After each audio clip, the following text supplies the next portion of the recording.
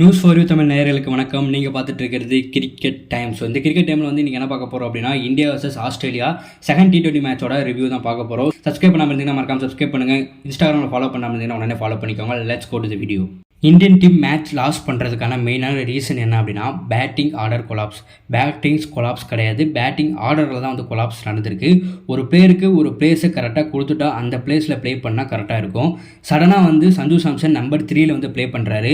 எதனால் அந்த பிளேஸில் ஸ்கை வரலை அப்படிங்கிற ஒரு கேள்விக்குறி. அதுக்கப்புறம் தூபே வந்து இருக்கப்போ சடனாக வந்து ஹர்ஷித் ராணா வந்து முன்னாடியே ப்ரொமோட் பண்ணுறாங்க. ஸோ அது எதுக்காகன்னு தெரியல. அடுத்த தூபே வந்து சீக்கிரம் அவுட் ஆகிட்டு போயிட்டாரு. ஒரு அக்செப்டபுளான ஒரு பாயிண்ட் தான். பட் இருந்தாலும் கொஞ்சம் முன்னாடி வந்திருந்தா மேபி கண்டிஷனுக்கு வந்து சூட்டபிள் ஆகி செட்டில் ஆகி ப்ளே பண்ணியிருந்தா மேபி ஸ்கோர் போர்டு வந்து இன்னும் கொஞ்சம் இன்க்ரீஸ் பண்ணியிருக்கலாம். அபிஷேக் சர்மாவுக்கு யாராச்சும் ஒரு பிளேயர் வந்து சப்போர்ட் பண்ணியிருந்தாவே இந்த மேட்ச் வந்து பார்த்தீங்கன்னா கொஞ்சம் ஸ்கோர் போர்டு இன்க்ரீஸ் பண்ணியிருக்கலாம். மேட்ச் வின் பண்ண முடியுமா வின் பண்ண முடியாது அப்படிங்கிறது நெக்ஸ்ட்டு.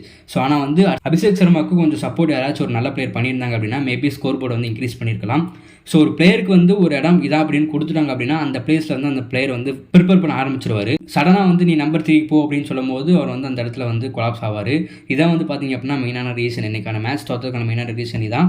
செகண்ட் வந்து பார்த்தீங்க அப்படின்னா, கண்டிஷனுக்கு ஃபாலோ பண்ணி ப்ளே பண்ணல. கண்டிஷன் என்ன அப்படிங்கிற புரிஞ்சுக்கிட்டு ப்ளே பண்ணியிருந்தா மேபி இந்த மேட்ச் வந்து வின் பண்ணியிருக்கலாம்.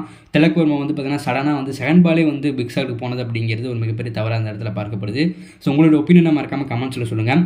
பேட்டிங் கொஞ்சம் கொலாப்ஸ் ஆகிருக்கு. பட் இருந்தாலும் பவுலிங்கில் வந்து பார்த்தீங்கன்னா சூப்பராக பர்ஃபார்ம் பண்ணியிருந்தாங்க. பவுலிங்கில் எந்த ஒரு குறையும் எதுவும் சொல்ல முடியாது. ஸோ நீங்கள் சொல்லுங்கள் கமெண்ட்ஸில். நெக்ஸ்ட்டு வந்து பார்த்தீங்கன்னா நெக்ஸ்ட் மேட்ச்சில் அதே பேட்டிங் ஆர்டர் இருக்கணுமா? அதாவது சஞ்சு சாம்சன் 3 வந்தார், ஸ்கை 4 வந்தார். ஸோ இந்தமாரி பேட்டிங் லைனப்போ இருக்கணுமா, இல்லை வந்து ஃபஸ்ட்டு T20 ப்ளே பண்ண பேட்டிங் லைனப்போ இருக்கணுமா அப்படிங்கிறத உங்களோட ஒப்பீனியனை மறக்காமல் கமெண்ட் பண்ணுங்கள். மறக்காமல் ஃபாலோ பண்ணாமல் தான் இப்போயே ஃபாலோ பண்ணிக்கோங்க. சப்ஸ்கிரைப் பண்ணாமல் சப்ஸ்கிரைப் பண்ணிக்கோங்க. Thank you so much.